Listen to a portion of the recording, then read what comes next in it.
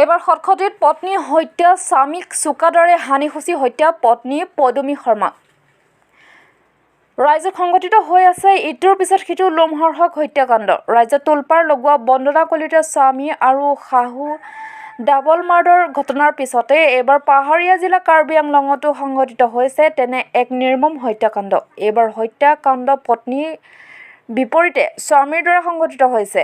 পত্নী হন্তা স্বামীয়ে চোকা দাৰে নিজৰ পত্নীক হানিসূচী হত্যা কৰি সাধাৰণ মানুহৰ দৰে কোনো অনুতপ্ত নোহোৱাকৈ ঘূৰি ফুৰিছে।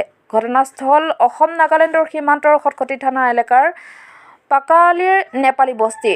পুৱা পৰিয়ালৰ লোকে তেজৰ দাগ দেখি গাঁওৰক্ষী বাহিনীৰ হতুৱাই আৰক্ষীক খবৰ দি হত্যা হোৱা পত্নীৰ মৃতদেহ এটি পুখুৰীৰ পৰা উদ্ধাৰ কৰাৰ পিছত সকলো ঘটনা পোহৰলৈ আহে।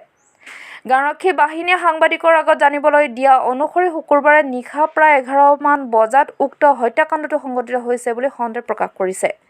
আৰক্ষীয়ে উক্ত ঘটনাৰ খবৰ লাভ কৰি আজি পুৱাৰ ভাগত ঘটনাস্থলীত উপস্থিত হৈ হত্যাকাৰী স্বামী ৰাজেন শৰ্মা আটক কৰে আৰু তাৰ স্বীকাৰোক্তিৰ ভিত্তিতে ৰাজেশ শৰ্মাৰ ঘৰৰ ওচৰৰ এটি পুখুৰীৰ পৰা পত্নী পদুমী শৰ্মাৰ মৃতদেহ আৰু হত্যাকাণ্ডৰ ব্যৱহৃত দা-খন উদ্ধাৰ কৰিবলৈ সক্ষম হৈছে।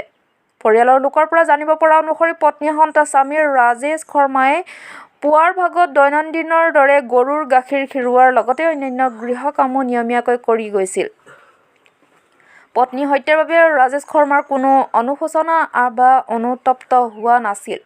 আনহাতে ৰাজেশ শৰ্মা কিছু পৰিমাণে মানসিকভাৱে বিকাৰগ্ৰস্ত আছিল বুলি পৰিয়ালৰ লোকে জানিবলৈ দিছিল। পদুমী শৰ্মাই ইহসংসাৰ 2টি সন্তান এৰি থৈ গৈছে। আনহাতে ৰাজেশ শৰ্মাই পত্নী পদুমী শৰ্মাক কিয় আৰু কেনেকৈ হত্যা কৰিলে সেয়া আৰক্ষীৰ নিৰপেক্ষ তদন্ততহে স্পষ্ট হ'ব। ঘটনাটো কি ধৰণে হ'ল?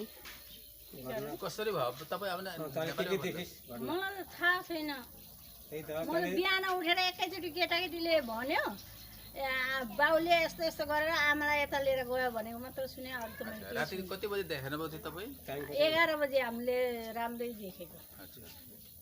तपाईँ के गर्नु उठेको थियो राति? पिसाब गर्नु। पिसाब गर्न त्यतिखेर ठिकै थियो? ठिकै थियो, उसले दर्जा लाउँदै थियो। अच्छा अच्छा। म बोलेको पनि हो के गर्नु उठेको थियो भनेको पिसाब गर्नु गएको दिदी भने।